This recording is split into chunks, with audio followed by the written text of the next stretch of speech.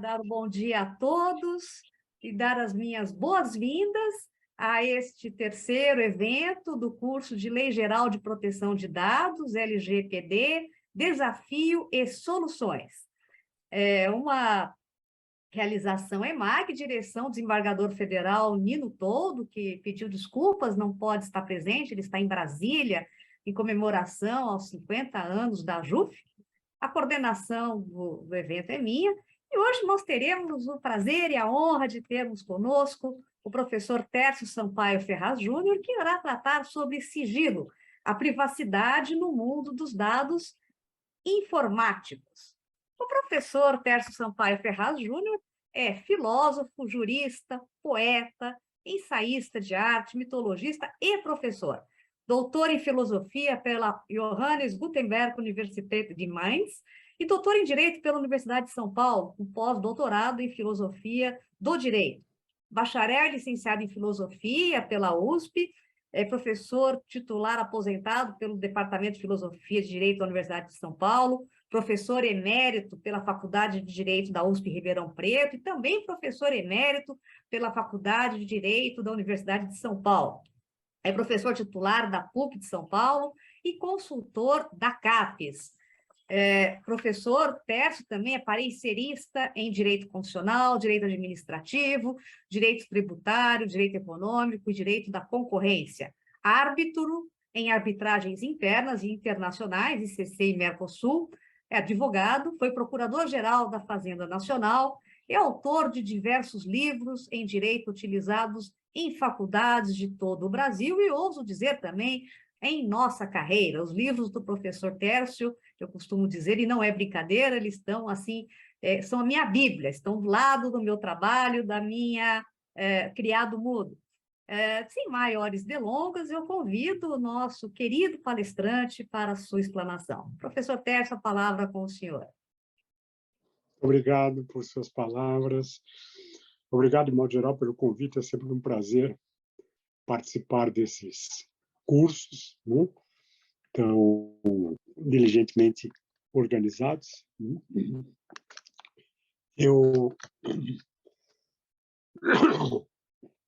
gostaria de começar, já que o tema é a privacidade, né, no mundo dos dados informáticos. Perdão. Eu gostaria de começar mencionando alguns dados jurisprudenciais. Desculpem.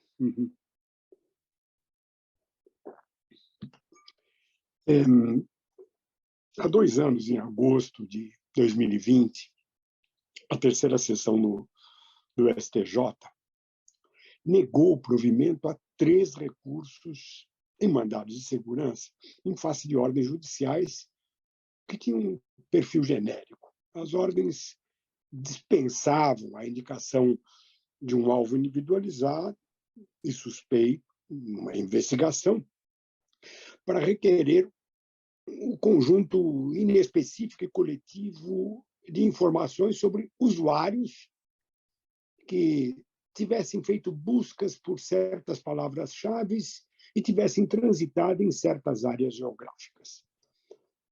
O fundamento dessas decisões era justamente o inciso 12 do artigo 5º da Constituição Federal, que, segundo as decisões, não se referia a informações comunicadas em correspondências, mensagens telegráficas, dados, telefonemas em si, mas ao fluxo da comunicação enquanto ele ocorria.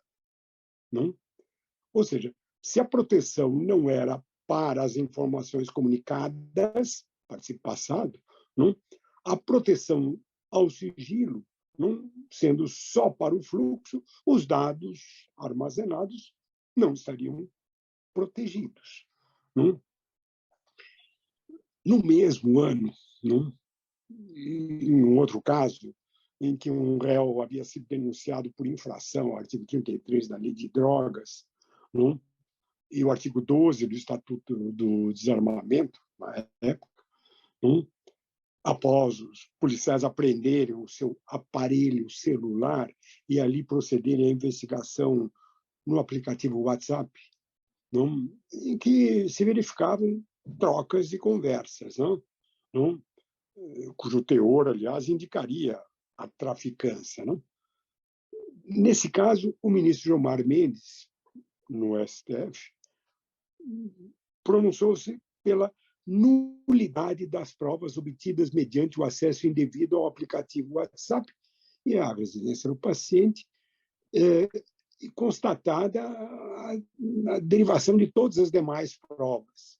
Ele declarava nulo o processo, determinando o trancamento da ação e a absolvição do paciente.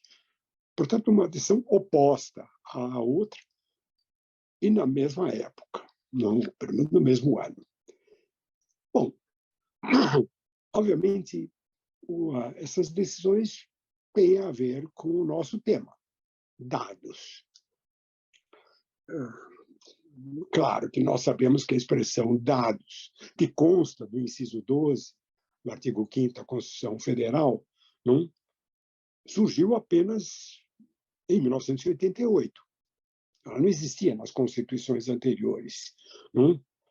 E quando ela surgiu, apenas para lembrar, ela provocou uma certa perplexidade. Eu lembro os comentários de Manuel Gonçalves Ferreira Filho, não, a Constituição Brasileira, em 1990, pouco depois, não, em que ele dizia que o sigilo de dados era um direito que não era referido nas constituições anteriores e que isso veio a ser previsto, dizia ele, sem dúvida em decorrência do desenvolvimento da informática. E completava, os dados aqui são os dados informáticos. Ele estava se referindo aos incisos 12 e 72 do artigo 5º. Bom, para a doutrina nessa época, não, essa expressão dados, na verdade, provocava uma estranheza. Não? E havia até gente que falava numa certa impropriedade. Não? É o caso dos comentários de Celso Bastos e Ives Gandra, também em 1990, ao mesmo artigo 5º, inciso 12. Eles reconheciam que, por dados, não se entendia o objeto da comunicação, mas sim uma modalidade tecnológica de comunicação. Por consequência, não, a inviolabilidade seria dessa modalidade e não propriamente dos dados. Não? Bom, diante dessa incerteza, afinal, do que se tratava, não, quanto ao sentido da expressão, não, apareciam problemas práticos. Eu lembro de um por volta de 1992, quando eu era procurador-geral da Fazenda. Nessa época, o governo Collor, né, debatia medidas de combate a fraudes tributárias. Nesse contexto, tinha sido editada uma lei complementar, número 70, 91, que permitia à Receita Federal demandar de instituições financeiras... Neste momento, o céu está limpo e a temperatura é de 21 graus. A previsão é de trovoadas à tarde e chuva esta noite, e o tempo continuará mudando ao longo do dia. Hoje a temperatura máxima será de 26 graus e a mínima de 17. Desculpa, professor. Perdão, professor, eu gostaria de pedir a todos que deixassem o microfone no mudo, para não atrapalhar a palestra do professor Tércio. Com a palavra, professor. Eu acho que o senhor toca só que... Eu estou me ouvindo, né? Estamos ouvindo, professor, está ótimo. Ok. Então, Obrigada. eu dizia que essa lei complementar, né, permitia a Receita Federal demandar às instituições...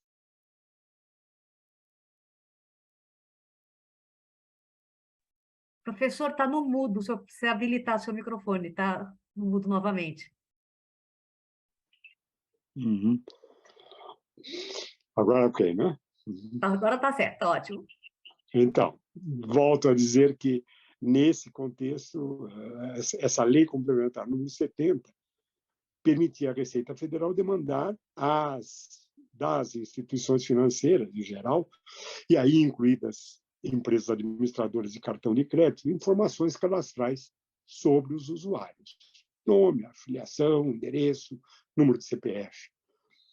A operacionalização dessas demandas precisava ser delineada num regulamento específico, que então iria permitir à Receita Federal utilizar cruzamentos para identificar números falsos de CPF, CGC, movimentação de caixa 2, enfim, sinais de sonegação de impostos.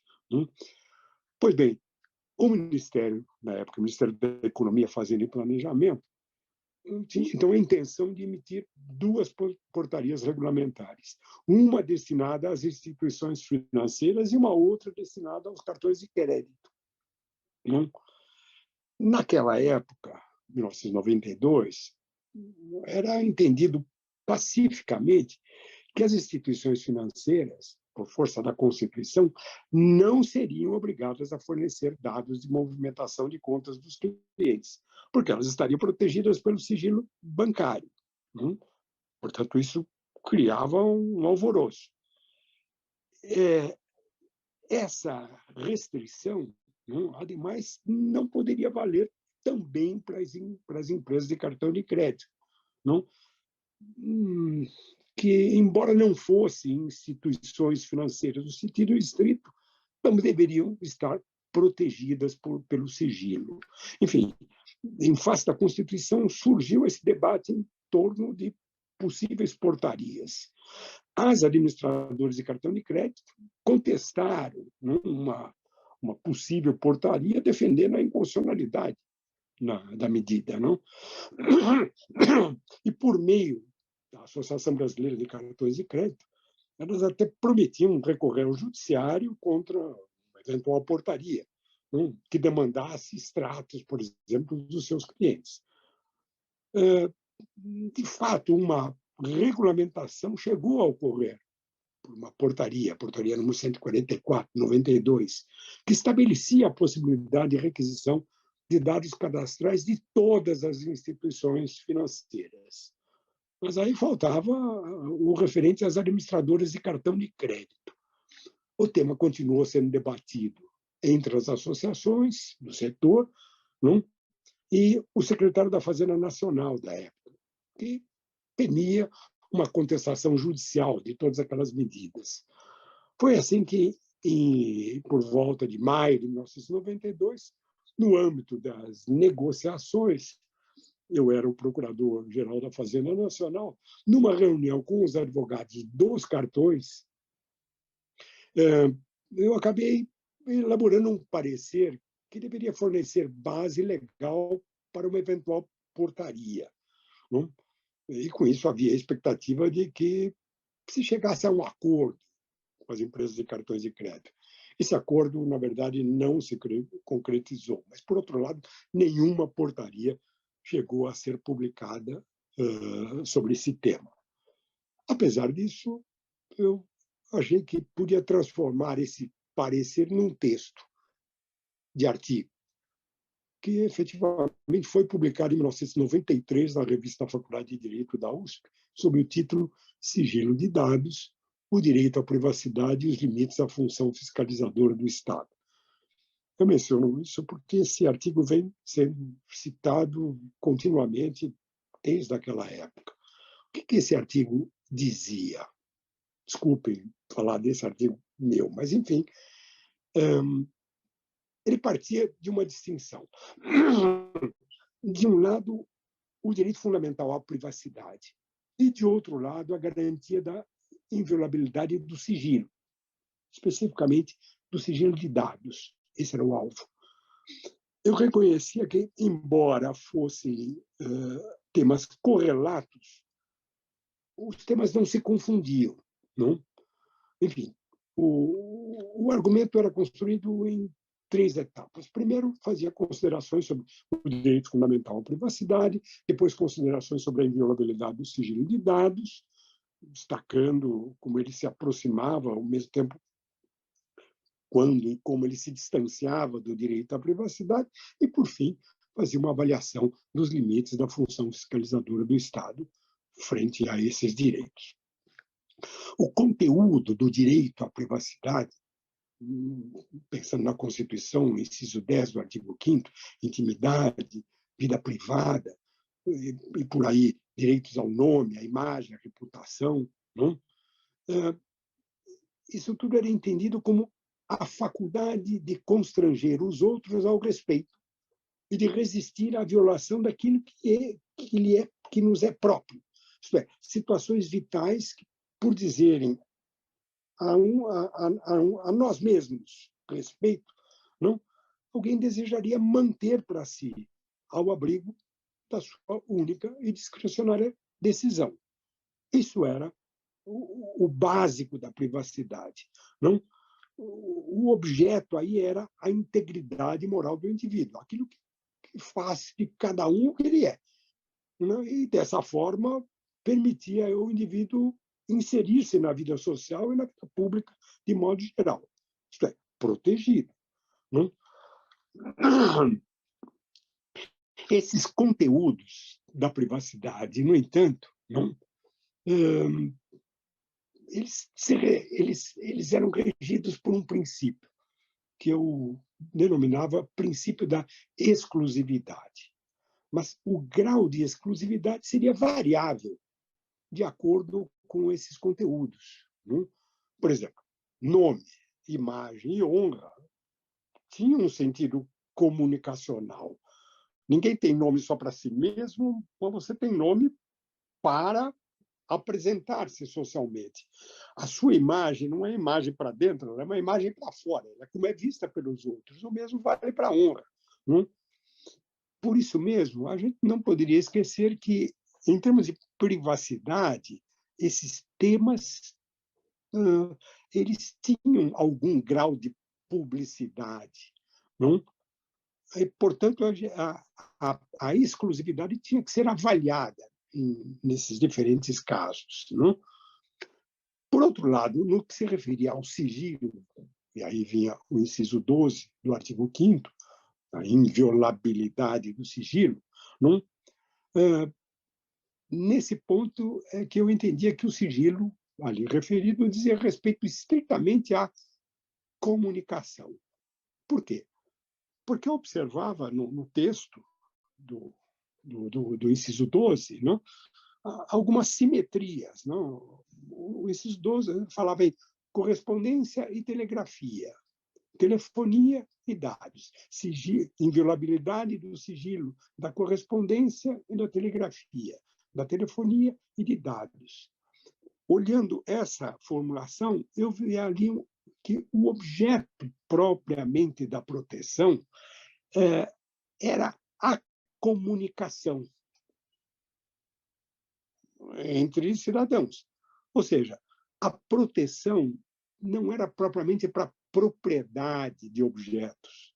A carta, o telegrama, os dados informáticos ou as mensagens telefônicas. Não? Mas, por assim dizer, para a liberdade de se comunicar. Não? Aí eu recorri a Pontes de Miranda, que já anteriormente falava da inviolabilidade do sigilo, tendo por fundamento o que ele chamou de liberdade de negação, isto é, a liberdade de excluir outros da comunicação. Quando você se comunica, você aceita o outro, mas exclui outros. E isso é que seria protegido. Isto é, o fundamento constitucional para a proteção do sigilo não seria um direito de propriedade, mas seria um direito de liberdade. Bom, em face do Estado, isso caracterizaria, então, uma imunidade contra qualquer pretenso poder de devassa, no sentido de interceptação, intromissão, investigação em certas esferas da vida privada dos cidadãos. Então, o sigilo e a sua manutenção efetivariam esse direito de liberdade negativa, mas sem se confundir com o conteúdo daquilo que era protegido. Então, desse modo, especificamente quanto a dados, não, eu concluía que o objeto da inviolabilidade do sigilo não seria os dados em si, e sim a liberdade de negar acesso ao fluxo comunicacional. Não? Portanto, não ao conteúdo abarcado. A interceptação de uma mensagem em curso, não? A invasão no fluxo entre emissor e receptor, não? Seria uma violação à proteção conferida pelo sigilo. Pois bem, aqui, no entanto, percebia alguns problemas. Não? Especificamente, a Constituição falava na necessidade de uma autorização para a entrada no fluxo no caso da telefonia. E eu me perguntava por quê, na época. Não? Me parecia claro que a diferença da correspondência, a diferença da telegrafia, a diferença da própria comunicação de dados, a telefonia tinha uma característica, a característica da instantaneidade. Ela é enquanto ocorre. E aí a Constituição abriu uma exceção, a possibilidade de grampeamento, desde que houvesse autorização judicial. O que significava isso? Que, de resto, você não estava autorizado a entrar no fluxo, mas era possível requerer, por exemplo, busca e apreensão não daquilo que tinha sido armazenado. Fosse a carta, fosse o telegrama, fossem os dados. Não? Bom, diante disso, ou nesse horizonte, não, aconteceu a jurisprudência do Supremo. Não? A jurisprudência do Supremo foi construída em dois casos: um mandado de segurança e um recurso extraordinário. Não? Num deles, um mandado de segurança, impetrado pelo Banco do Brasil contra um ato do Procurador-Geral da República, que demandava por ofício lista de nomes de beneficiários de liberação de recursos públicos ao setor sucro, ao colher, além de dados específicos sobre existência de débitos, natureza de operações que se originaram. Não? Nesse caso, por uma maioria apertada de 6-5, o Supremo indeferiu o mandado de segurança. E a tese da inviolabilidade do sigilo foi aventada. Não? Ou seja, o que se protegia era o sigilo das comunicações, mas não os dados armazenados. Essa decisão vinha com base naquele meu texto, então, já publicado.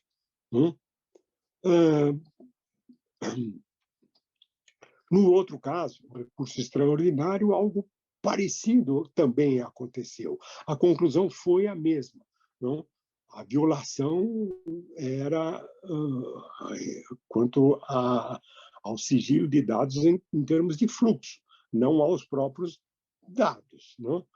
Bom, nesse julgamento, não, quanto à violação do sigilo de dados, não, o que se afirmava é que não haveria quebra de sigilo de comunicações de dados, interceptação das comunicações, não, mas nos dois casos, simples apreensão da base física na qual se encontravam os dados, mediante prévia e fundamentada decisão judicial. Não? As decisões aceitavam, portanto, o argumento do fluxo em oposição à ideia de armazenamento. Eu me lembro que o ministro César Peluso, na época, ainda acrescentou um argumento dizendo que, se entendesse que o sigilo de dados armazenados fosse protegido, não, isso levaria a absurdos. Os dados de um registro, por exemplo, anotações num papel, se tornariam invioláveis, não, se fosse armazenado num computador. Não? Isso não fazia sentido. Bom, aí a decisão não foi mais apertada, a decisão foi unânime. E desde então tornou-se pacífico na jurisprudência constitucional e dos tribunais inferiores que a inviolabilidade do sigilo correspondência, comunicações telegráficas, dados, comunicações telefônicas, se referia ao fluxo, né? Portanto, ao processo comunicativo. A concepção da privacidade adotada era de um direito de bloqueio, de resistência, o exercício daquela liberdade negativa nos termos de Pontes de Miranda, não? Manifestação, então, do que eu chamava de princípio da exclusividade, que dava ao titular a faculdade de resistir a intromissões não autorizadas no fluxo das suas comunicações. Não? Foi isso que levou aos casos citados na decisão do STJ, a qual me referi no começo. Pois bem, esse posicionamento foi mais radical. Ele alcançou, inclusive, a legislação. Né? Eu lembro aqui a lei que regulamentou o inciso 12 do artigo 5º da Constituição, a Lei 9.296, de 1996. Né?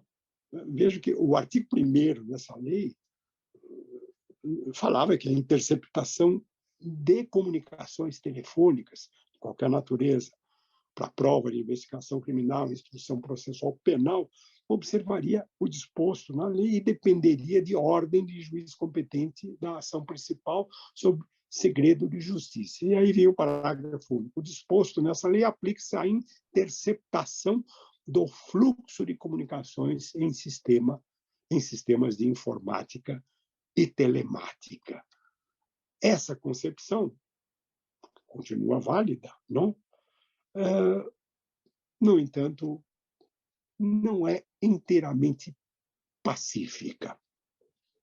Eu aqui me reporto a uma outra decisão, agora bem mais recente, uma decisão do Supremo, uma decisão do tema 990, não?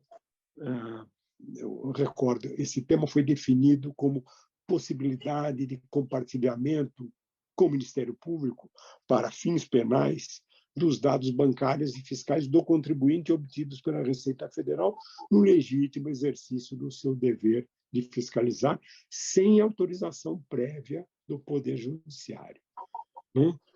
Essa... Opa, está vendo barulho aí? Por gentileza, pessoal, se pudessem deixar os microfones no mudo, por favor, pessoal, todos, para silenciarem. Senhor Então, professor. eu dizia, essa decisão do Supremo permitiu, então, o envio direto pela Receita Federal, sem intermediação do Poder Judiciário, não só da notícia do crime ao Ministério Público, mas do conjunto de dados, documentos, inclusive aqueles intimamente relacionados com a situação econômica e financeira de uma empresa, das relações com os clientes, declaração de imposto de renda pessoa jurídica, sem deixar que esses dados mais ligados ao sigilo fiscal dependessem dessa prévia autorização judicial.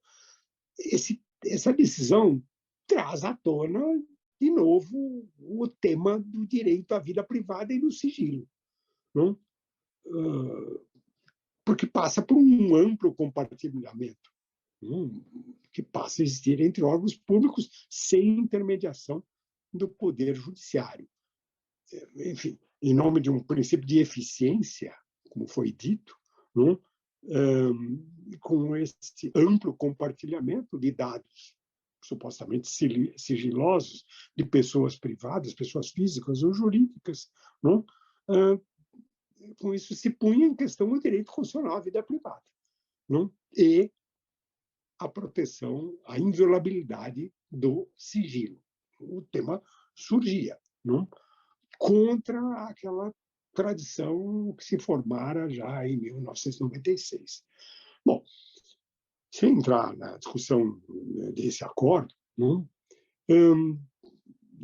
é de se esquecer que desde 2016 o Supremo já tinha garantido ao próprio fisco acesso a dados bancários dos contribuintes sem necessidade de autorização judiciária. maioria de votos de 9-2, não, isso foi aceito e concedido. Não? Ou seja, a transferência de informações sendo feita dos bancos ao fisco, na hipótese que todos estavam obrigados à preservação do sigilo de dados, não caracterizaria ofensa à Constituição. Nessa mesma linha, recordo aqui a lei civil, o Marco Civil da Internet, não? Que é de 2014, que diz claramente a respeito da proteção de dados pessoais e comunicações privadas, não? Que isso não impede o acesso aos dados cadastrais que informem qualificação pessoal, filiação, endereço, na forma da lei, pelas autoridades administrativas que detenham competência legal para a sua requisição. Nós estamos, em todos esses casos, rondando o tema. Afinal, até onde vai a proteção ao sigilo e da privacidade?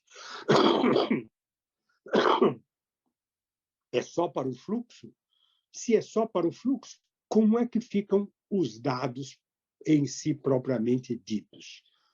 Parece que uma série de situações são admitidas como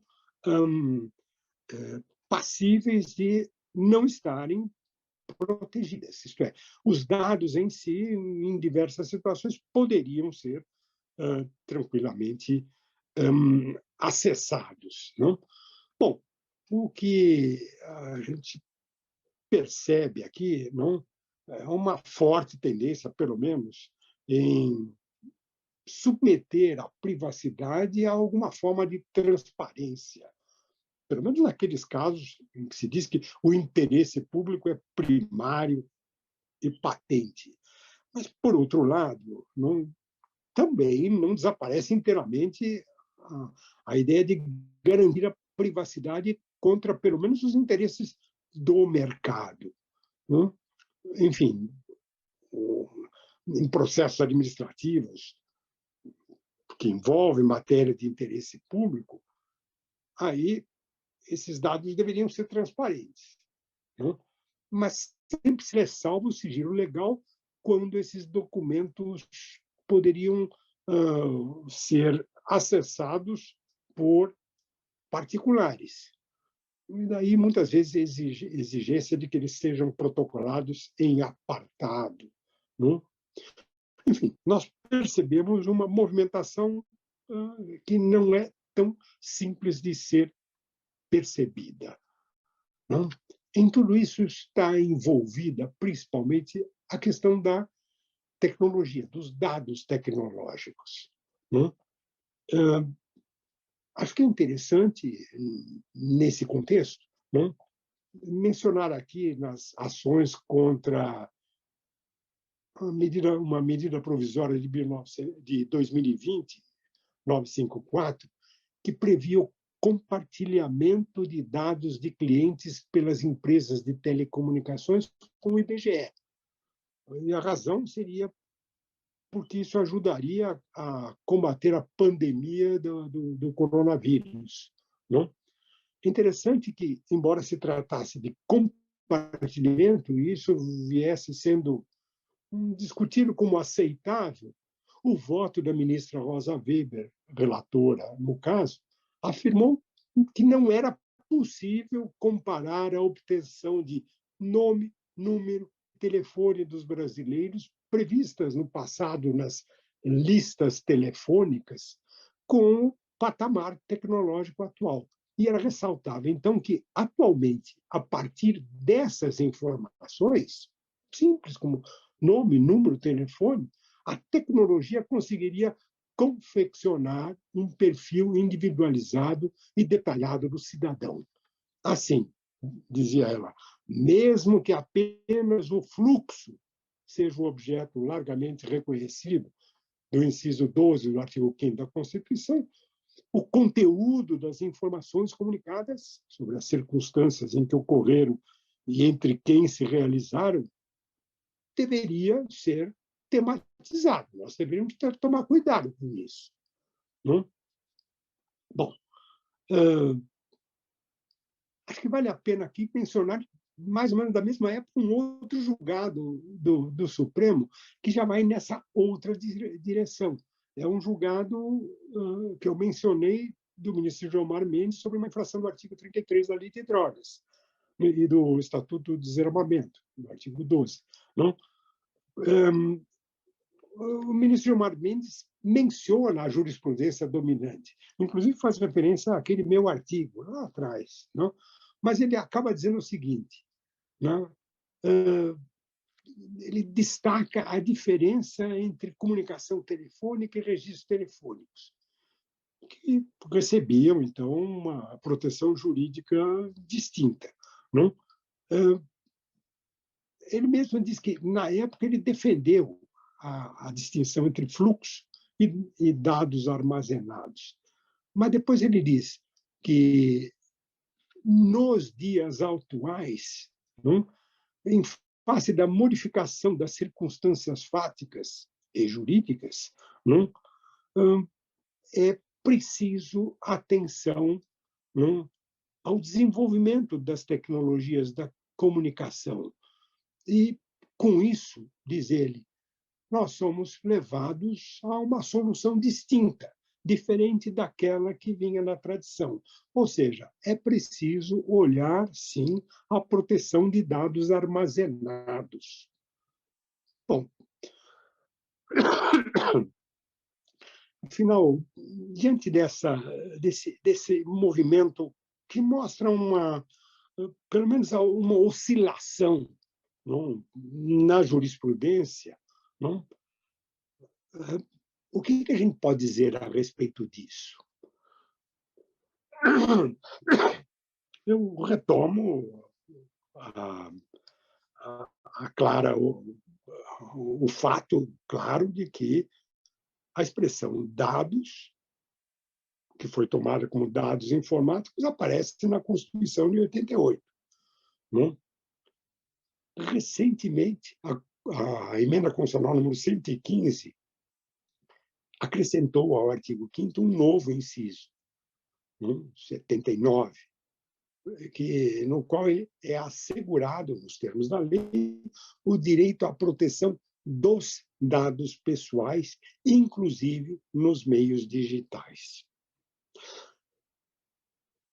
No inciso 12 do artigo 5º, se falava do sigilo, a inviolabilidade do sigilo, e ali dava para nós falarmos da proteção do fluxo, e não propriamente dos dados. Agora, aqui aparece um novo inciso que fala proteção de dados, inclusive nos meios judiciais, nos meios digitais. Não? Enfim, nós, da Constituição de 88 para cá, desde o início dessas discussões, não, são mais de 30 anos. Não? Talvez seja possível hoje nós temos uma ideia melhor do que é que nós estamos falando, o que na época ainda não era muito claro, em 1988, 90, 92. Não? A Constituição falava em comunicação por carta, por telegrama, por telefone. Isso era conhecido. Não? E quando se falava por comunicação por carta, via telegrama ou por telefone, claramente nós estamos lidando com fenômenos físicos. E, enquanto fenômenos físicos, portadores de uma significação. A carta, a escritura. O telegrama, aqueles sinais que, por sua vez, eram impressos numa escritura. O telefone com sons, a voz, os fonemas, que carregam um significado. A escritura, a pontuação no código Morse, a voz. Isso são fenômenos físicos. A escritura reflete a palavra. Por isso, a gente pode dizer que ler uma palavra ou ler um texto é uma espécie de automatização do reconhecimento das letras em palavras. E quando a gente lê, isso faz surgir um sentido. E é o que acontece também quando nós pronunciamos as palavras oralmente ou mentalmente. Não? Com o telégrafo, há alguma coisa parecida. Existe uma correlação dos sinais físicos com o alfabeto, o que permite, então, ali o reconhecimento de palavras, e quem é capaz de traduzir os dados telegráficos não permite a apreensão do sentido. Não? Na telefonia, é óbvio, o acesso é direto. Quando você fala ao telefone, do mesmo modo como eu estou falando agora com vocês, todo mundo que fala português está perfeitamente na base dos fonemas que eu pronuncio, apreendendo um sentido. Isso é básico na comunicação linguística da carta, do telegrama ou do telefone. Não? Ou seja, em todos esses casos, que são os casos antigos, não? Há uma simultaneidade entre a percepção dos caracteres materiais e a compreensão da significação. Ler, telegrafar, telefonar, agem sobre a compreensão íntima do tempo, do espaço e do funcionamento da natureza, não? Porque se desenvolvem dentro de um meio histórico e social que nós conhecemos.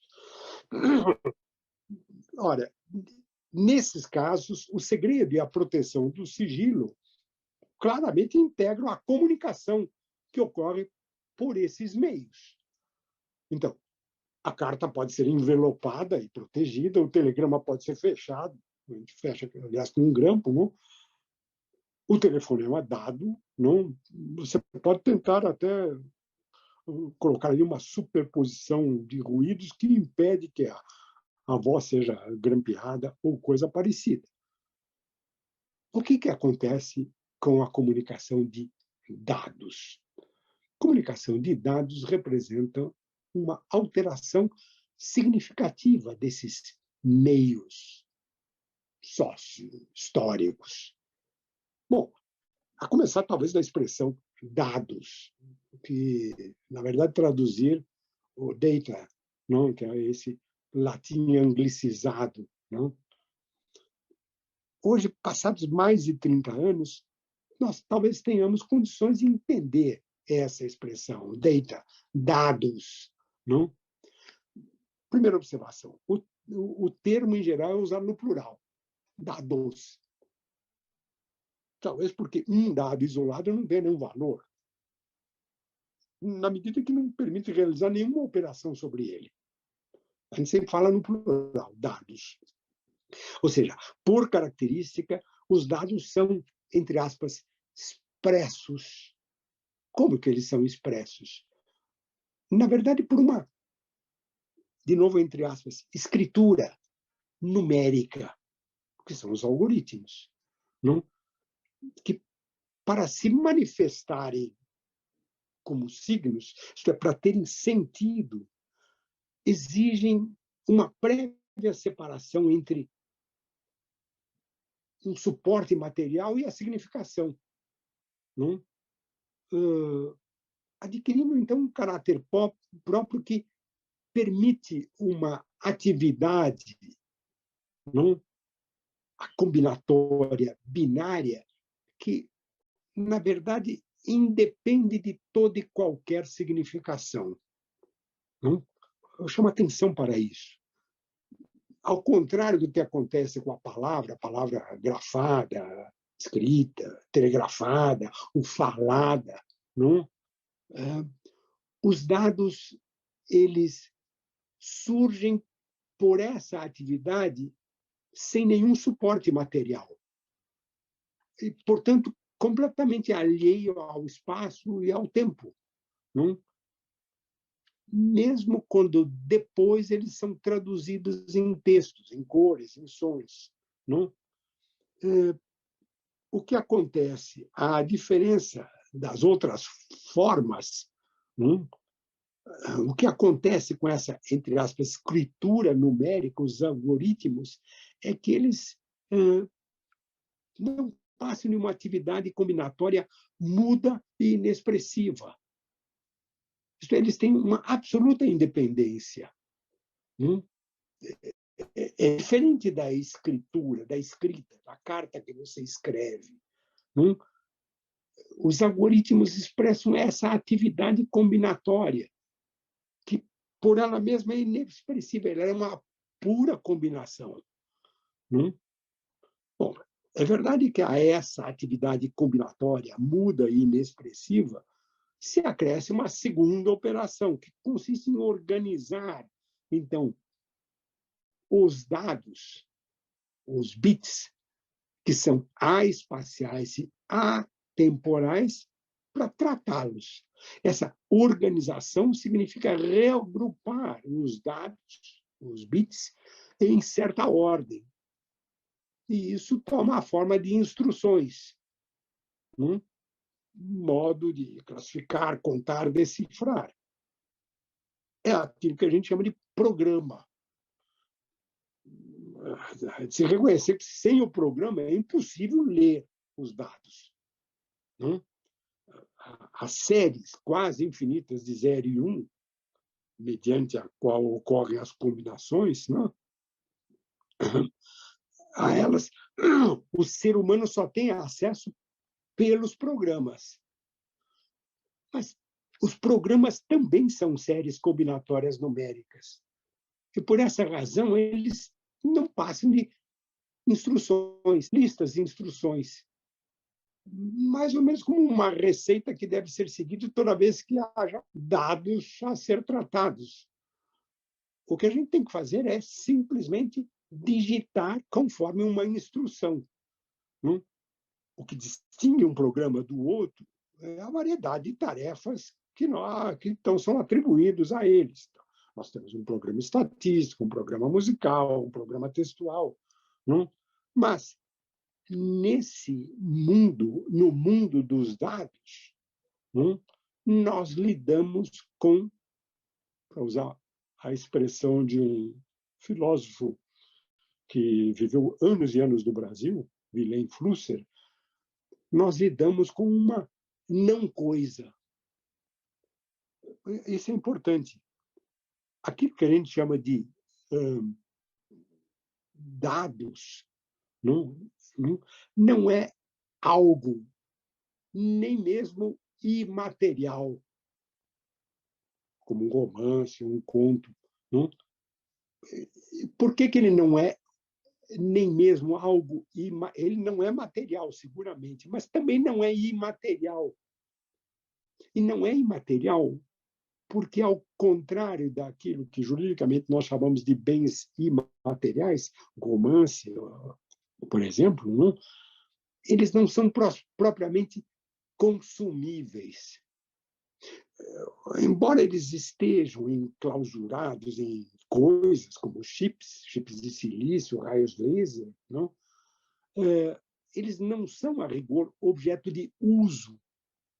Eles não estão ao alcance da mão, eles não são manipuláveis, embora estejam disponíveis.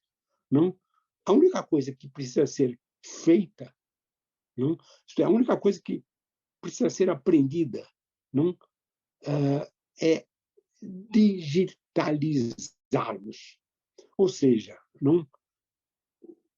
o ser humano, no trato deste novo mundo de não coisas, a única coisa que ele faz é digitar. E hoje ainda, porque já se diz que no futuro nem isso será mais necessário. O resto é tudo feito por outras não coisas chamadas programas.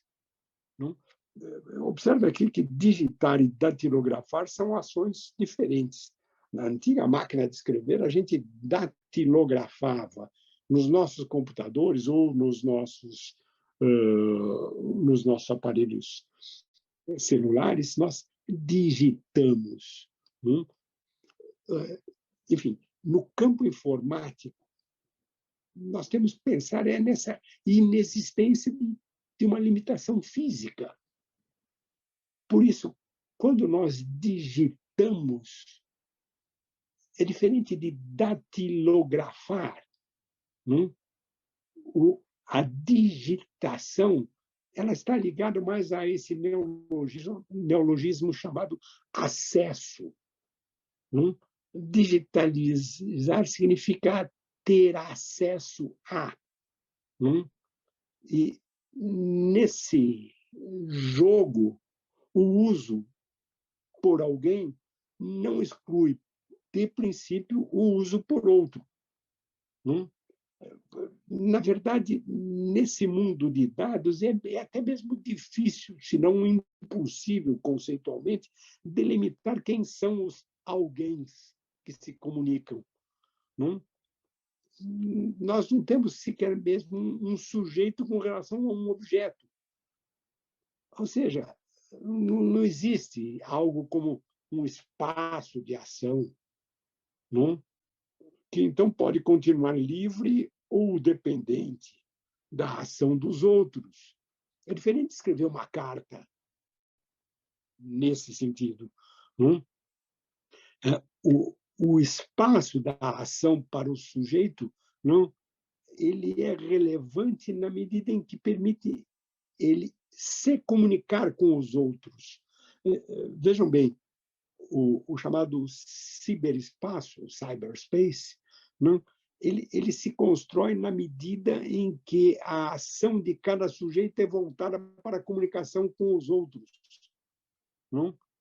E é nesse sentido que ele não é nem res materialis, nem res imaterialis, não? O mundo dos dados, né? Obviamente, ele não nos retira do espaço dentro do qual nós vivemos, mas ele tecnicamente supera esse espaço, não? O que ocorre é uma descoisificação, não? É verdade que a lei no Brasil, a Lei 9.610, de 98, fala do bit como um suporte intangível. Mas, na verdade, a noção de intangibilidade de que fala a lei talvez seja inadequada, porque intangibilidade se opõe à tangibilidade, isto é, parte de uma percepção fisicamente nuclear da realidade. Mas bit não é a negação do tangível. Não esquecer que tangível vem de tangere, latim, que significa tocar com os dedos, não? O bit é uma não coisa. Ele não é nem sequer intangível. Bom, o termo vulgarizado para expressar esse novo estado ou forma de ser é virtual. A gente fala, é virtual. Virtual é uma palavra que tenta expressar isso. Nem tangível, nem intangível. É virtual. Ou seja, não tem referência à possibilidade física, não, mediante alguma habilidade. Não? Isto é, virtual significa lúdico. É um jogo. E é um jogo conforme um código de instruções. O mundo dos dados, então, cria uma relação tecnicamente sui generis. Primeiro, um novo veículo, que é o meio informático, o aparelho eletrônico. Segundo, uma nova forma de acesso, que é a digitalização. Não? Terceiro, um sistema de comunicação instantâneo, global, e, num certo sentido, atemporal. Não? Por fim, um novo ser humano, que a gente poderia chamar de ser humano aparelhado, o homem aparelho, aquele que carrega o celular para onde vai. Não? Olha, é isso que conduz à discussão de princípios reguladores, mas princípios reguladores que têm que ser, então, apropriados. Por exemplo, o da razoabilidade, da exigência de restrição no uso de senhas. A palavra senha entra aqui com um novo significado. não? Ou o limite da proteção, da extensão de dados a terceiros. Como é que a gente lida com isso? Bom, a diferença do que ocorre no mundo físico, com a correspondência, a telegrafia, a utilização de senhas fica submetida àquilo que nós poderíamos chamar de regra da transparência de acesso. Nem a autoridade pública, nem os usuários privados de uma chave pode ter acesso a informações sem registro informatizado do agente que registra. Nós sabemos disso. Não? Nós sabemos que as nossas digitalizações acabam provocando registros informatizados. A gente sabe disso. E que permitem outras formas, entre aspas, de manipulações. Não? E por isso é preciso um cuidado aqui muito especial com a transferência da liberdade de decisão sobre os dados, sobre as circunstâncias, não? Como, com quem, quando, não? Uma eventual comunicação ocorre.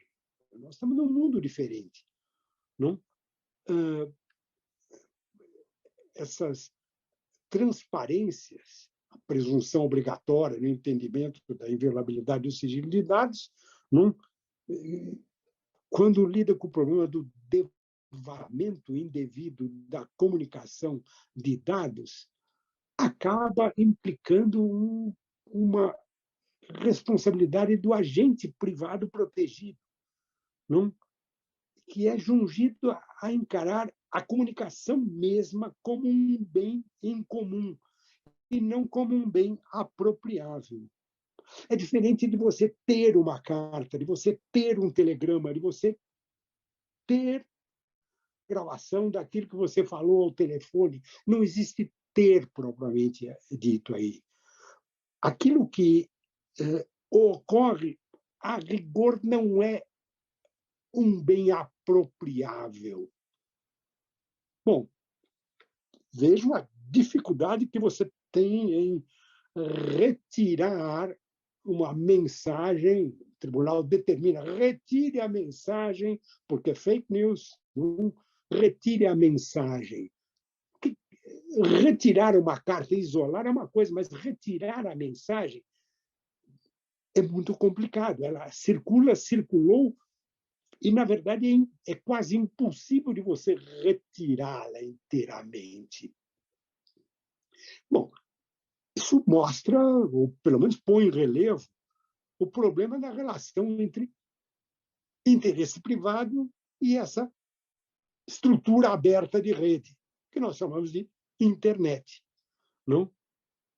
Que é uma coisa que radicaliza as possibilidades de fluxos de informação de uma forma totalmente inédita tanto em relação à arquitetura técnica quanto à organização institucional. Não? Bom, o que nós podemos, então, dizer a respeito disso? Não? Quando nós falamos na inviolabilidade de dados, ao contrário da inviolabilidade da correspondência, telefonia e telegrafia, não?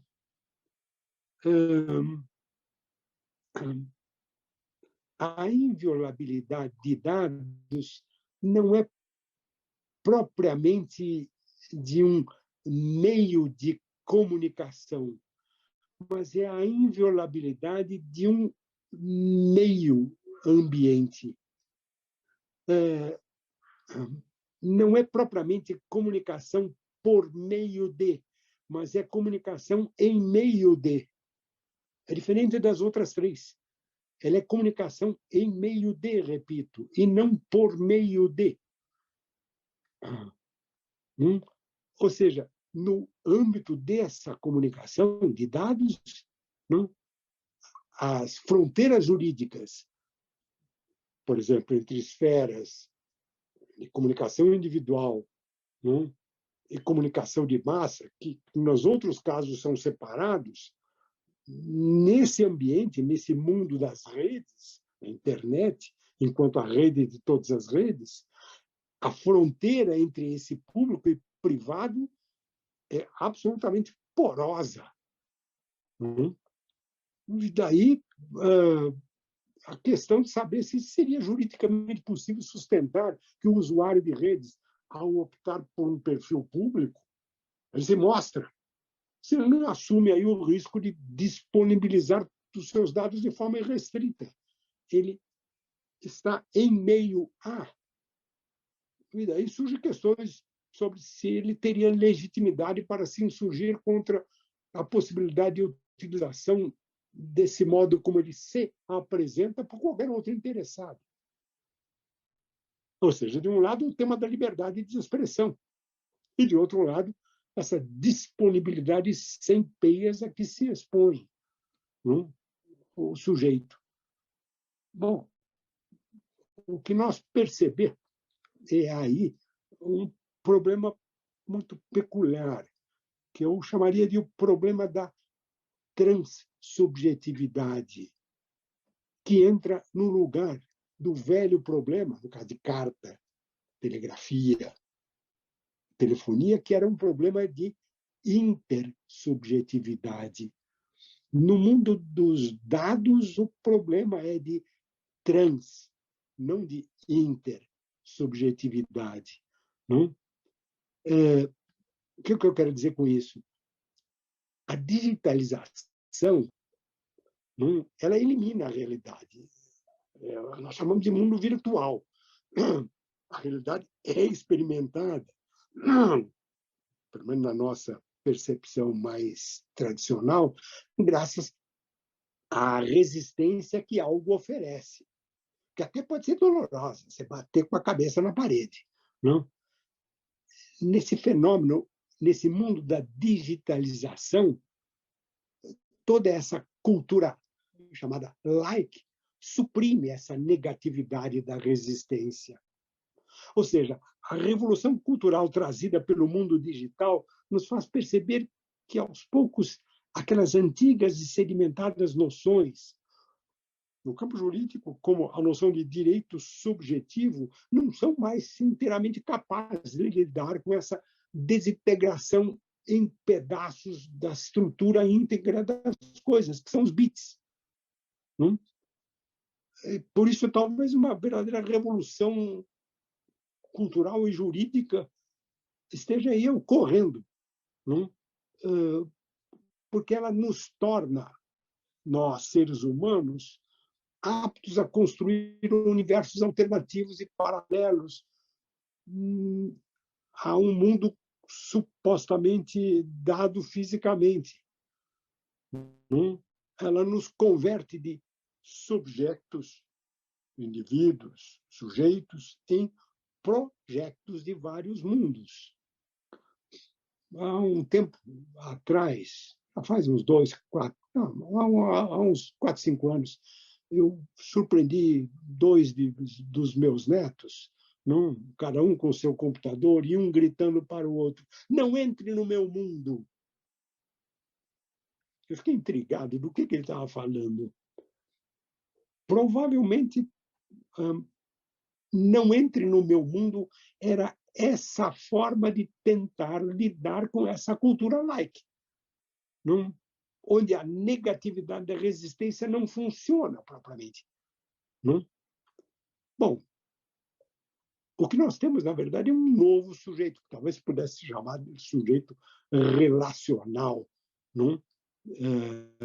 Um sujeito que não encontra mais a sua unidade na observação, na internalização de um conjunto de regras da sociedade, mas que pode se engajar nas operações com distintas possibilidades, com fragmentações. Não? Você nunca é um único nesse processo de comunicação digital. Não? Nesse sentido, nós sabemos que a comunicação nas redes sociais é, para usar uma metáfora, ela é liquefeita. Não? Ela pode ser alterada pelo crescimento, pela mudança dos círculos de relação, não?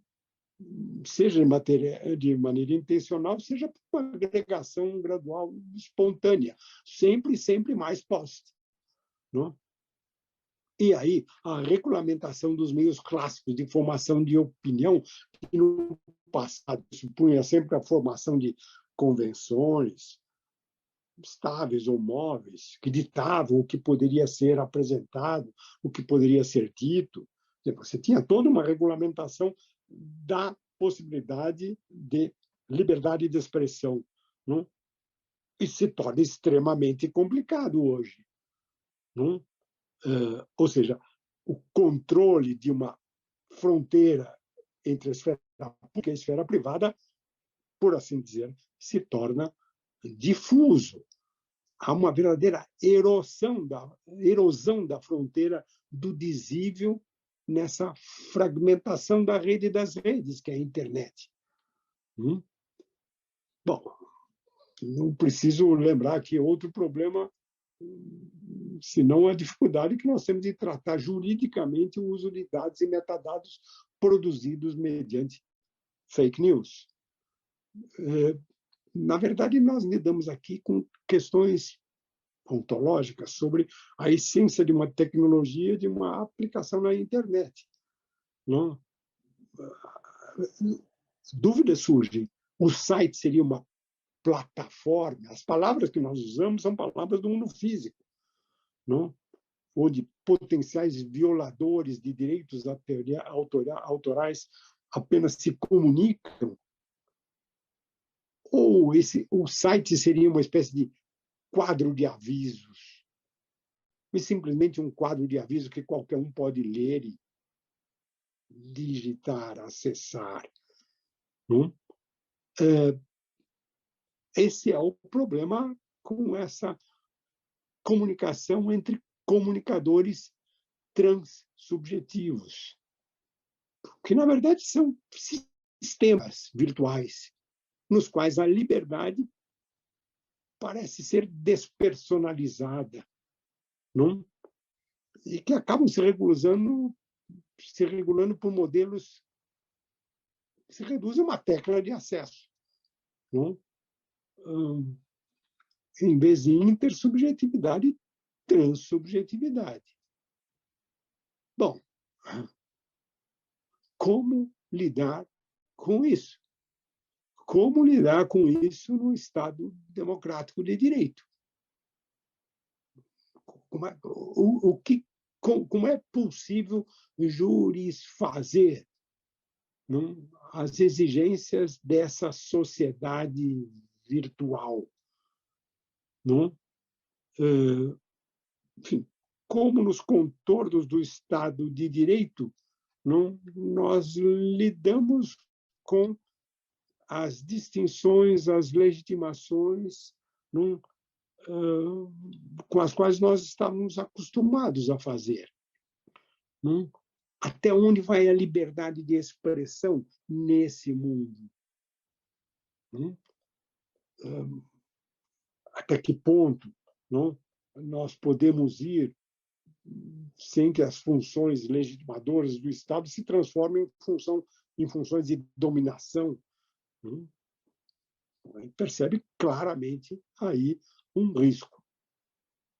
Recentemente, já há alguns anos, não tão recentemente, o Tribunal Constitucional alemão, examinando esse tipo de problema,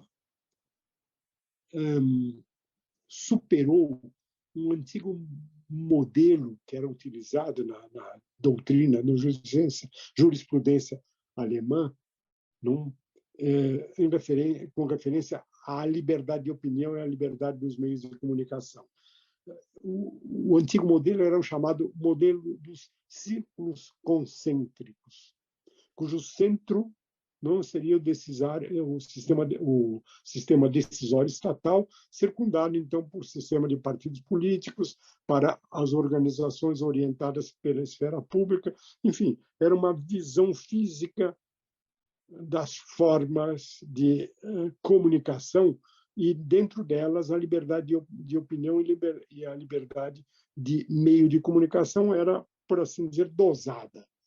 o Estado, né, a organização política, a organização social e assim por diante. Pois bem, o tribunal percebeu que no âmbito da internet isso não funciona. Isso não funciona porque esses meios clássicos porque nela os meios clássicos de formação de opinião não vivem mais dessa formação de convenções estáveis ou móveis. Não, é muito mais complicado. Não? E, por isso, partiram para uma ideia diferente, ao dizer que, e lá na Alemanha eles têm também, o direito à privacidade envolve, por assim dizer, ou deverá envolver uma garantia do meio ambiente. É muito curioso. Quando a gente pensa em direito constitucional da privacidade, a tendência é olhar como direito subjetivo. A saída da Corte Constitucional Alemã foi, sim, o direito à privacidade é um direito subjetivo, mas ele tem que ser visto, quando eu olho para o mundo virtual, como um direito ao próprio meio ambiente, não ao meio de comunicação no meio ambiente, mas ao meio ambiente. Isso tem que ser protegido. Não se protege um sujeito e nem um instrumento do qual ele se vale, mas, por assim dizer, o ambiente no qual ele se comunica. Seria isso uma saída? Seria esse o caminho? Bom, esse é, afinal, talvez o grande, se não o maior desafio que, juridicamente, nós enfrentamos na atualidade. Obrigado pela atenção. Professor Tércio, meus parabéns pela brilhante palestra. Eu queria lembrar aqui a todos que, como dizia Aristóteles, a filosofia nasce do espanto. E o professor Tércio também é filósofo e ele também, portanto, é espantoso. É capaz de tratar os mais variados temas com profundidade, mas também de uma maneira cativante. Professor, é sempre uma honra e uma alegria tê-lo novamente conosco aqui na IMAG. Eu queria destacar a todos que o professor Tércio foi um dos precursores do estudo desta matéria no Brasil e seu artigo, que foi citado, Sigilo de Dados, Direito à Privacidade, os Limites da Função Fiscalizadora do Estado, acabou por desenhar o entendimento jurisprudencial sobre o direito ao sigilo. Tanto é que muitos dos seus argumentos, dos argumentos do professor nesse artigo, foram incorporados pelo Supremo Tribunal Federal em sucessivos julgamentos. Posso dizer até que, com base nesse artigo, o Supremo acabou erigindo a sua jurisprudência sobre proteção da privacidade, tanto em relação aos dados em trânsito quanto aos dados armazenados. E hoje, quase 30 anos depois da sua publicação, o texto continua atual, quando destaca, por exemplo, a centralidade do princípio da dignidade humana como um parâmetro que dá sentido ao direito à privacidade, à proteção dos dados pessoais. O sentido importa, como sempre destaca o professor Tércio, e, nesse caso, ele orienta a aplicação desses direitos. Também quando reconhece que os dados importam a privacidade individual e impõe limites à atuação fiscalizadora do Estado. E, enfim, outro trecho que destaquei é a distinção entre as comunicações que deixam vestígios e aquelas instantâneas, como critério de interpretação. Eu gostaria de pedir ao senhor, professor, se o senhor poderia disponibilizar esse seu artigo para que possamos depois compartilhá-los com o nosso público.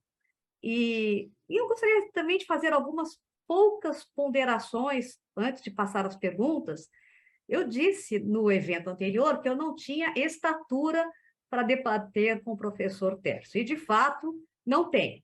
O que eu pretendo fazer aqui é trazer algumas poucas considerações para depois devolver a palavra ao professor Tércio com algumas das minhas próprias perplexidades.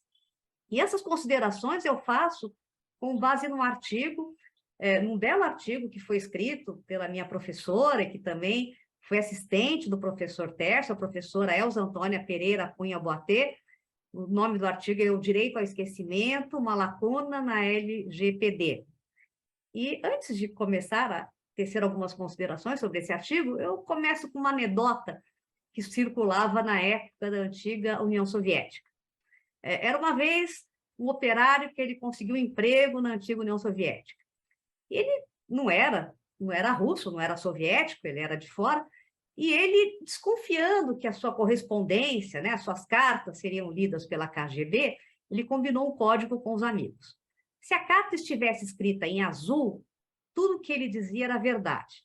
Se estivesse escrita em vermelho, tudo que ele dizia era mentira. Algum tempo depois, os amigos receberam uma carta redigida em tinta azul, contando que tudo na União Soviética era fabuloso. As lojas eram lotadas, a comida era farta e excelente, os apartamentos eram grandes e confortáveis, os cinemas exibiam os últimos sucessos de Hollywood e assim por diante. Com um único senão, que não se conseguia encontrar tinta vermelha. E eu digo essa anedota para comentar se, com a aprovação da Lei Geral de Proteção de Dados Pessoais, não haveria aqui o problema da falta de tinta vermelha. E vou explicar por quê. A LGPD, ela amplia o protagonismo do titular dos dados pessoais de uma maneira exemplar no Brasil. Ela amplia o controle sobre a informação. Nós vimos nos eventos anteriores, professor Tércio, que ela foi influenciada pelo Regulamento Geral sobre a Proteção de Dados da União Europeia. Nós também chamamos de GDPR, né, pela remissão do título original em inglês, General Data Protection Regulation, que ela ampliou a proteção da privacidade dos dados pessoais. Mas daí vem a pergunta, será que a nossa legislação dispôs sobre o direito de ser esquecido previsto na GDPR? Seria esta a tinta vermelha que estaria faltando para nós? Antes mesmo da publicação da LGPD, a jurisprudência do STJ estabeleceu ou reconheceu a existência do direito a ser esquecido. E a professora Elza cita dois casos emblemáticos. O primeiro foi o da chacina da Candelária. O tribunal reconheceu o direito daqueles, que foram absolvidos do processo criminal e daqueles que cumpriram integralmente a pena, ou seja, o direito de serem esquecidos. Isso estaria em sintonia com a presunção constitucional da regenerabilidade da pessoa humana. E, no segundo caso, o tribunal admitiu o afastamento da análise de antecedentes muito antigos para efeito de fixação da pena. Também a jurisprudência internacional reconheceu o direito ao esquecimento como uma das múltiplas facetas do respeito à vida privada. E ela cita nesse artigo, que eu vou disponibilizar também depois, 3 casos que são emblemáticos. O primeiro é do Affair Landru, que foi o caso de um serial killer, né? Não se falava essa expressão na época, em 65, mas ele foi um assassino, um homicida em série, e houve um filme sobre ele, e a viúva entrou com pedido de indenização pela devida exposição da sua imagem numa situação vexatória. A corte francesa acabou julgando procedente o pedido de indenização da viúva pela indevida exposição de sua imagem, mas não reconheceu seu direito ao esquecimento, sob o argumento de que ela mesma havia divulgado informações sobre o seu passado e que essas informações estariam disponíveis em documentos públicos. Na época, o juiz não se referiu expressamente ao direito ao esquecimento, mas usou uma expressão mais ou menos equivalente, que seria a prescrição do silêncio. O segundo caso é conhecido como homicídio dos soldados de Lebar, que envolve uma discussão que de um lado coloca a liberdade de expressão, a liberdade de imprensa, e do outro lado o direito da personalidade. Um dos envolvidos propôs uma medida liminar perante os tribunais ordinários alemães para impedir a divulgação de um filme relativo ao homicídio de 4 soldados. O filme estava sendo exibido nos canais de televisão. Os tribunais não acolheram o pedido e, depois de derrotas sucessivas, foi interposto um recurso constitucional com alegação de violação a artigos da lei fundamental referentes à dignidade da pessoa humana. A Corte Constitucional acabou deferindo a medida, proibindo a divulgação do filme até o julgamento final do processo principal, dizendo que deveria ser respeitado o direito à imagem, não apenas a exposição da imagem dos acusados, mas também pela representação da pessoa por atores. Por fim, o terceiro caso interessante foi objeto de impugnação no Tribunal de Justiça da União Europeia. Foi já mais recente, de 2010. Mário Gonzalez dirigiu-se à Agência Espanhola de Proteção de Dados, apresentando uma reclamação. E qual era essa reclamação? Ao digitar no Google, os resultados exibiam o seu nome no jornal La Vanguardia sobre uma asta pública por insolvência, em que ele figurava como devedor da Seguridade Social. Ele requereu ao jornal que tirasse essa notícia e também ao Google que alterasse o conteúdo dessas matérias. A Agência de Proteção de Dados negou o provimento ao pedido em relação ao jornal, considerando que a notícia referente à asta pública era lícita e foi disponibilizada na época em fiel cumprimento aos interesses públicos, mas deu provimento ao pedido direcionado ao Google para determinar a supressão dos resultados de busca. Naquela época, estabeleceu-se 2 pontos relevantes. O primeiro é que a indexação do conteúdo pode ser considerada tratamento de dados pessoais, pois envolve uma gama de processos tipificados em lei. E, de outro lado, que os mecanismos de busca são responsáveis por esse tratamento. E foi tão bem sucedido que o Google implementou um mecanismo que permite aos usuários solicitarem a remoção dos resultados de pesquisa referentes aos seus dados pessoais, isso no cenário europeu. Pois bem, professor Tércio, nós estamos numa fase em que a internet e os seus mecanismos de busca se tornam o principal intermediário entre o usuário e a obtenção de informações nesta rede. E essa nova fase do esquecimento, também conhecida como right to be forgotten, né, o esquecimento digital, também é voltada para a proteção da privacidade, da própria identidade do indivíduo na rede. E aqui a pergunta que eu venho trazer, a minha perplexidade, seria que o apagamento de dados previsto na nossa legislação, na LGDP, poderia defender o indivíduo frente a todas as ameaças à sua personalidade. O silêncio do legislador, do nosso legislador, sobre o direito de ser esquecido, parece evidente. Isso significaria a supressão desse direito no nosso ordenamento jurídico? E, se for, essa lacuna poderia ser preenchida pelo Poder Judiciário? O que o senhor acha, professor? Bom, primeiro uma observação. Eu acho que houve já uma decisão do Supremo, se não me engano, do ministro Toffoli, sobre esse assunto, não? Não é? Ele negou a existência do direito ao esquecimento no Brasil, que eu me lembre, não é? Exatamente. O Supremo já se pronunciou sobre isso, negando.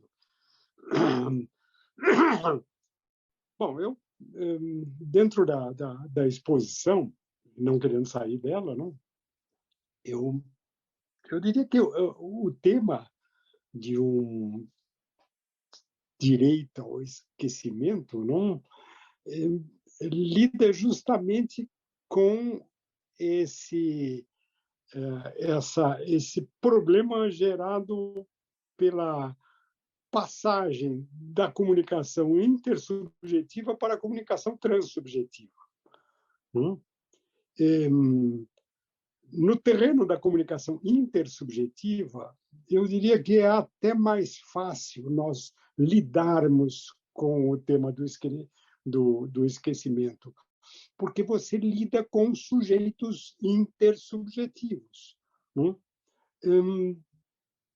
O que eu quero dizer é o seguinte: independentemente do que significaria direito, do ponto de vista jurídico, estritamente, né?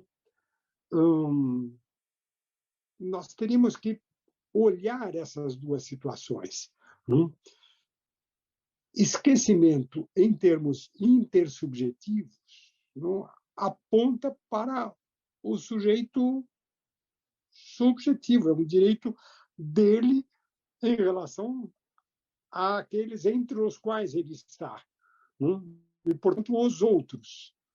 Então, o direito ao esquecimento, digamos assim, no mundo físico, ele tem meios para atuar e dá para entender o que é o direito subjetivo de um em face dos outros. Não é bem o tema, mas, por exemplo, o Estado vem e determina que durante 10 anos, 100 anos, uma determinada notícia não circule. Aliás, o presidente Bolsonaro fez isso recentemente, com críticas, etc. Mas, enfim, não? Esse é o mundo físico intersubjetivo. Não? E nesse mundo físico intersubjetivo, isso não só é possível, não? Como você pode perceber aí o funcionamento da noção de direito subjetivo para garantir, se não um esquecimento, estou usando uma analogia, pelo menos uma exclusão. Você exclui os outros, funciona direitinho. Né? Quando nós entramos, no entanto, no mundo dos dados, em que lidamos não com o sujeito inter, mas com o sujeito transsubjetivo, isto é, um sujeito que não encontra mais a sua unidade individual, não? Como eu disse, na observação e na internalização do conjunto de regras sociais, quer dizer, não dá mais para você individualizar, não? Porque esse sujeito ele se engaja em operações com múltiplas possibilidades e simultâneas, isto é, com fragmentações simultaneamente. Não? Nesse caso, as figurações de uma autorrelação, isto é, a possibilidade de você olhar o direito subjetivo como o direito de alguém olhando para si mesmo, é muito difícil, é muito mais complicado. Por isso, nesse caso, esquecimento fica difícil de ser atualizado. Esquecimento dos outros em relação a um indivíduo, dos outros em relação a fatos correspondentes a esse indivíduo. Como assim se ele é transsubjetivo? Não? Esse problema apareceu nos exemplos que você deu. Não? Quando você usa a internet, aparentemente como um meio de comunicação, na verdade, você entra dentro do ambiente. É como se você estivesse o tempo inteiro circulando, só que virtualmente ali dentro. Até que ponto existe um eu e até que ponto existe essa fragmentação transsubjetiva. Lembro aqui me lembro de um filme, aliás, muitos anos atrás, não me lembro mais o título do filme. Mas, enfim, a história de um jovem, são dois irmãos, um deve ter lá os seus 17, 18, 16, 17 anos, por aí, e o outro é uma criança. Não? E o mais velho começa a se corresponder com alguém, não? E que é uma mulher. Não? E, enfim, o menor entra na comunicação, não? E acaba marcando o encontro. num banco de jardim em determinado lugar. E o filme termina exatamente assim: uma moça, uma jovem, sentada num banco de jardim, ao lado dela uma criança, e olhando para frente, para o ar, assim, sem saber bem o que dizer, o que está acontecendo. Enfim, é um pouco disso que eu estou falando. Esquecimento do quê? Quem é o sujeito aí dentro? Não, é o irmão mais velho? É o irmão mais novo? Enfim, do que a gente está falando? Me lembro uma vez, um amigo não estava entrando na internet e fazendo contato com acompanhantes que ele pretendia fazer uma viagem não, do mundo inteiro. Não? E se falava: olha, eu vou viajar, vou estar em tal lugar assim, você gostaria de me acompanhar? E do outro lado vinha respostas. Até que chegou um momento que eu virei para ele, tinha lá fotografias de eu mostrando, até que eu cheguei para ele e falei assim: você tem certeza que você está se comunicando com uma pessoa nesses termos, nessa fotografia? Pode ser que do outro lado seja um sistema apenas, você está conversando com uma máquina.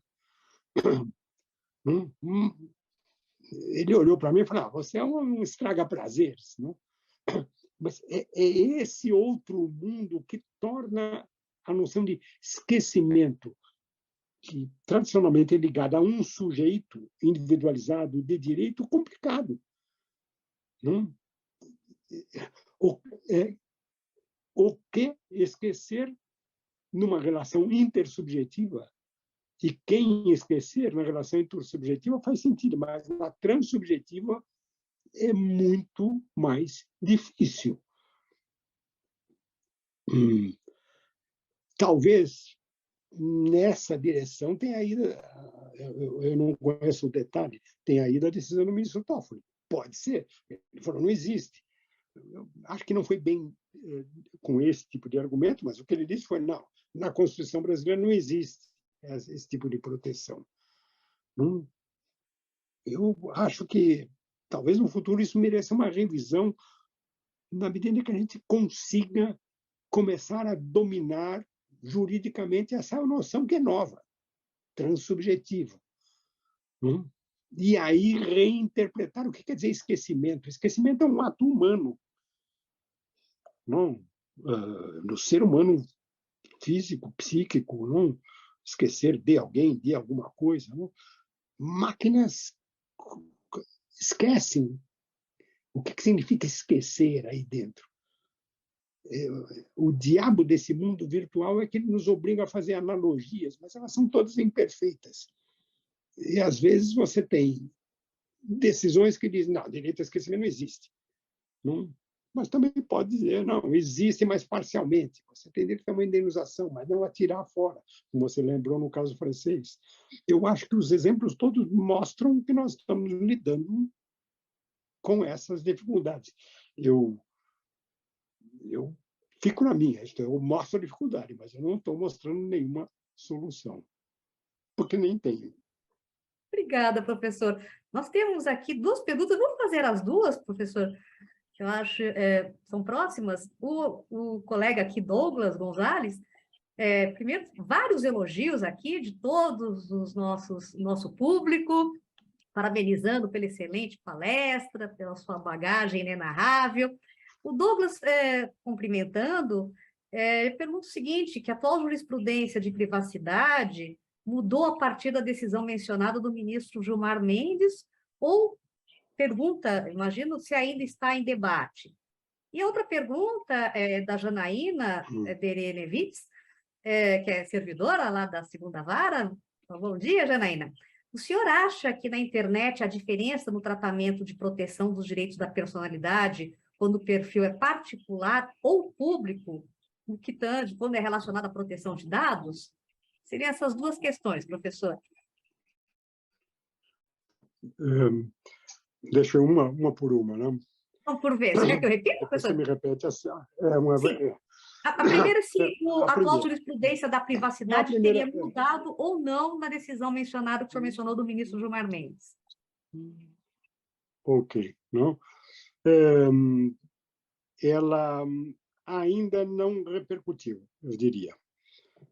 Não foi assentada pelo ministro, mas não repercutiu. Ele invoca justamente ele invoca a decisão da Corte Alemã, não? Que, por assim dizer, estende o correspondente artigo referente à privacidade a esse tipo de proteção do meio, não? Ou seja, protege-se a privacidade nesses termos não apenas de proteção a um sujeito individual, mas a essa transubjetividade, e, portanto, a proteção tem que ser dada a todo o meio. Isso é o que ele diz nessa decisão, invocando, inclusive, essa decisão alemã. Não? Mas o assunto está em aberto ainda. Eu lembro um caso que está lá no Supremo, está com o ministro Alexandre de Moraes, que pediu vistas, não? Que é o caso que envolve o WhatsApp. Não? E justamente a proteção que o sistema WhatsApp dá em termos de inviolabilidade de ponta a ponta. Não? Salvo aqueles que estão autorizados ao grupo, no grupo, ninguém, nem mesmo ao WhatsApp, pode ter acesso aos conteúdos. Isso está em questão, não? Porque existem várias decisões judiciais dizendo que o WhatsApp tem que revelar esse conteúdo. E o WhatsApp fala assim, mas eu não posso, porque o sistema que eu criei me impede de fazer isso. Não? Eu estou lembrando desse caso porque eu fiz uma sustentação oral nesse específico caso, que é um pouquinho antes da decisão, se não me falha a memória, do ministro Gilmar Mendes, e invoquei a decisão alemã.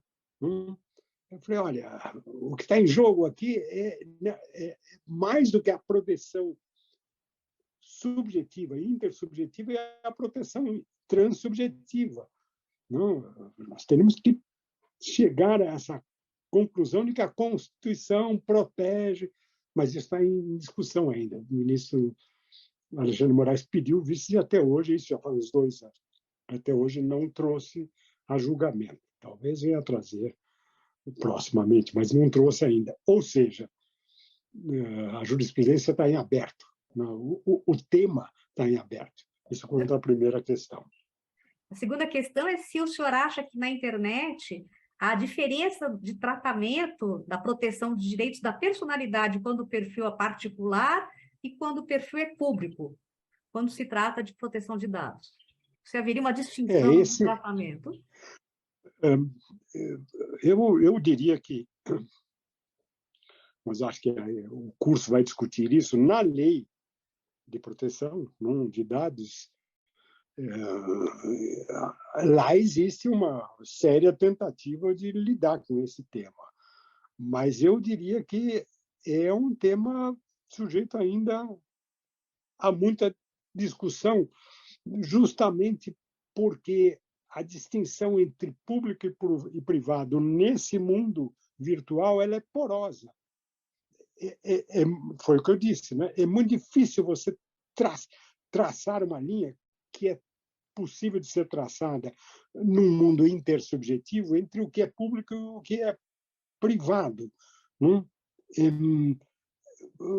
Veja, por exemplo, como lidar o tipo de agressão que se faz ao perfil de alguém, como ele se apresenta. Agora, na eleição, a gente está vendo isso a todo momento, né? Nesse processo eleitoral, na internet. É diferente do que acontece na televisão. Me lembro, alguns dias, ter visto, acho que foi na CNN, um confronto entre o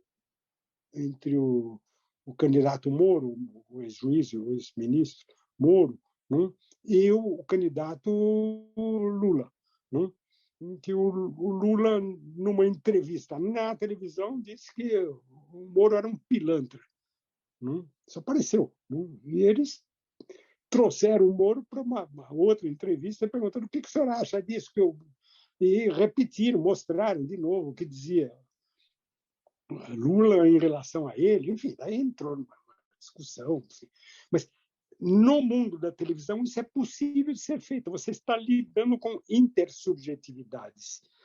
No mundo da internet isso é extremamente complicado.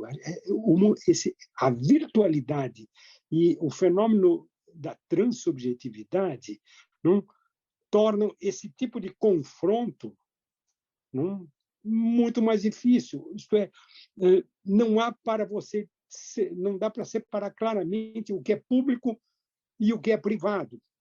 Ou seja, fazer como fez o canal lá, acho que da CNN, olha, aqui está uma entrevista, aqui está o que ele diz, e o que o senhor acha daquilo que ele diz. Esse tipo de jogo, na internet, enquanto meio ambiente, é muito complicado de você fazer. Ou seja, o que você percebe na internet? Suponho que essa frase tivesse sido pronunciada pelo Lula num post na internet, e o Moro estivesse respondendo num outro post, para todo mundo, mas na simultaneidade em que o privado e o público não são separáveis claramente. São confusos, ou pelo menos difusos.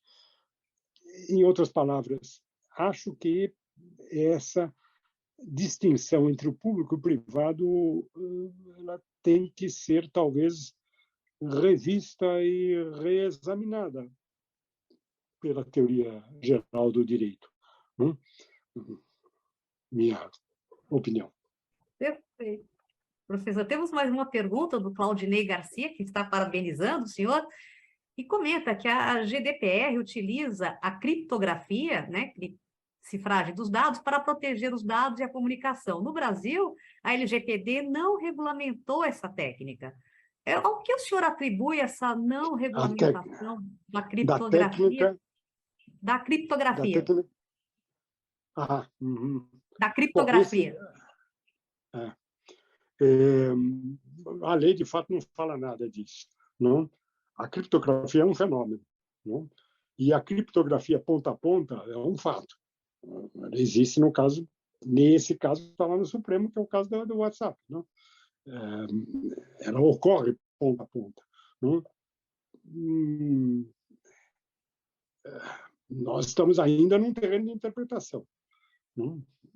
Interpretação pela Corte Constitucional Alemã, que diz que privacidade acolhe também enfim, a proteção ao ambiente, e, portanto, abarca a criptografia ponta a ponta. Ou seja, é um tipo de criptografia diferente. Não é criptografia no sentido de uma senha que alguém dá para alguém. Não é nesses termos, mas é uma criptografia que envolve todo o mecanismo.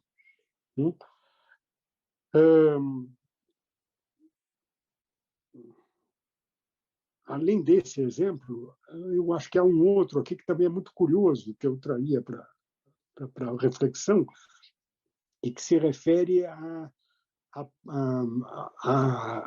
àquilo que nós tínhamos antigamente, de uma maneira clara, no mundo intersubjetivo, como a senha que alguém tem no banco. Essa senha é, tradicionalmente, no mundo físico, tradicional, intersubjetivo, algo que costuma ser interpretado como propriedade do cliente em relação ao banco. Ele tem a senha. E aí vem o problema. Pode ele dar essa senha para um terceiro? É dele. Isto é, vai um terceiro ao banco com aquela senha e saca dinheiro dele, por exemplo. o que ele está perfeitamente de acordo. Mas também era algo passível de ocorrer quando você ia procurar, por exemplo, um aconselhamento econômico e dava a sua senha para um analista econômico para ele movimentar a sua conta. Quando a gente vive no mundo físico, essa senha pode ser qualificada como um objeto de propriedade. Quando a gente pensa nesse mundo virtual, a coisa se complica, porque a senha é, por assim dizer, um dado dentro de um sistema. E a noção de propriedade não deixa claramente uma distinção entre o público e o privado aí dentro, por assim dizer. O sistema é, do ponto de vista da propriedade, o sistema é do banco, a senha é do cliente. Mas, em termos de mundo virtual, acesso é uma coisa que mistura as duas coisas. E o que acontece? O banco vem e fala assim, não, você não pode ceder a terceiros, porque você põe em questão o meu sistema, ele se torna vulnerável. Enfim, eu estou citando esse exemplo porque ele já aconteceu, existem brigas no judiciário a respeito disso. No mundo antigo, a senha claramente pode ser vista como algo de propriedade do cliente, porque o banco concede. Nesse mundo virtual, é complicado. A distinção entre o que é individual, a senha de alguém, e o sistema, não é facilmente estabelecível. Enfim, acho que a pergunta tem a ver com esse tipo de problema. Que eu não estou resolvendo, mas estou mostrando. Mas a filosofia é a capacidade de colocar perguntas, né, professor?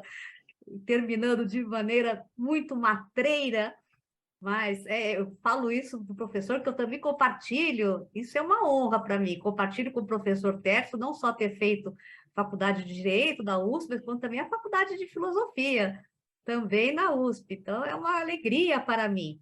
E aqui, já caminhando para o final, estamos esgotando nosso tempo, eu queria agradecer muito ao professor Tércio, que sempre nos honrou e sempre aceitou os convites aqui para a escola. Professor, é sempre uma honra imensa e uma alegria tê-lo aqui conosco. Agradecer aos servidores da IMAG, que sempre contribuem para o sucesso dos nossos eventos. Agradecer sempre ao nosso público muito participativo, muito ativo, e convidá-los para a nossa última palestra, que não será amanhã. Por motivos de força maior, tivemos que transferida para quinta-feira, ou seja, não será amanhã, quarta, será na quinta-feira, no mesmo horário, às 10 horas, será abordado o tema a implementação da LGPD no Judiciário Federal.